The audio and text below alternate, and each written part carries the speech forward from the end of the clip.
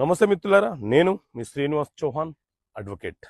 మిత్రులారా, ఎవరైనా ఒక వ్యక్తి ఒక రెంటల్ అగ్రిమెంట్ రాసుకొని ఒక ఇల్లును అద్దెకు తీసుకుంటే కొంతకాలం తర్వాత ఓనర్కి రెంటర్కి మధ్య కొంత డిస్ప్యూట్ వస్తే ఓనరు రెంటల్ అగ్రిమెంట్లోని అంశాలను ఉల్లంఘిస్తూ నోటీసు పంపించి ఖాళీ చేయమని అడిగితే ఖాళీ చేయాలా? సో మిత్రులారా, 2006వ సంవత్సరంలో ఉమ్మడి ఆంధ్రప్రదేశ్ హైకోర్టు వెంకట్రావు వర్సెస్ రాయుడు అనే కేసులో చాలా కీలకమైనటువంటి తీర్పునిచ్చింది.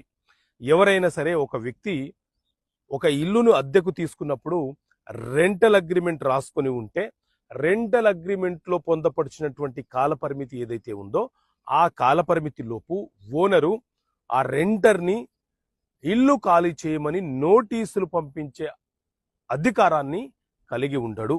ఎందుకంటే అంశాలను స్పష్టంగా అగ్రిమెంట్లో రాసుకున్నారు కాబట్టి ఆ అగ్రిమెంట్లో పొందపరిచినటువంటి అంశాలు ఏవైతే ఉన్నాయో వాటిని ఇద్దరు, ఎవరు, ఓనరు మరియు రెంటరు కూడా కట్టుబడి ఉండాలని చెప్పి ఈ తీర్పు ఇవ్వడం జరిగింది.